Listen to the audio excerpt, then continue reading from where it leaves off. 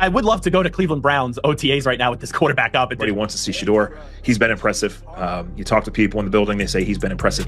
Would you give the edge to Shedeur or Dylan Gabriel for that 2 spot? Who do you think he gets the edge right now? Well, based on what I've seen, that part's not close. Shedeur is such a more gifted thrower than Dylan Gabriel and looks so much more like an NFL quarterback. Like, I like what I see from Shedeur. I mean, updated, but when it comes to Shedeur Sanders, I thought he was a first round talent. I thought maybe he could fall to the second round. I would have never thought, obviously, he was going to go to the 5th round. Yeah, from these early impressions, he can throw the football. You know, he can play. So, but now they're here, and Shedeur looks like an NFL player. Play this year, well, sure, but I mean, Dylan Gabriel does not look like an NFL quarterback to me, like 0%. So I don't know what's going to happen. So why do they love Gabriel so much? They have an analytic charting project that they have followed in the past, and they love it. And so, you know, they were more than willing to admit, like, yes, you saw us in Mississippi at Jackson Dart's thing. Yes, we've done the thing, but they kind of snuck in a trip to Oregon on their way to the highly publicized pro day at Colorado. And Gabriel was, you know, fairly impressive at the Senior Bowl.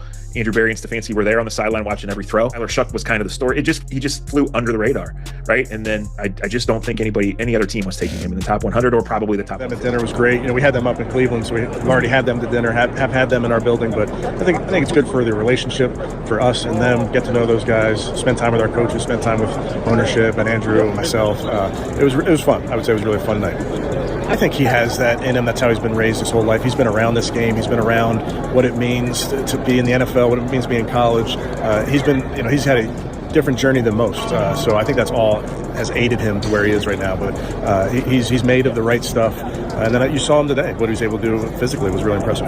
Today was really important because it's part of this process. And I think so much of this is taking all the information that we have available to us. And obviously seeing Shedeur throw live, seeing these guys move around in person is really important to this. And we got to get back up to Cleveland. We have to have our meetings, with the coaches and really dive in on everything that we have. But I think all of this is just part of that process.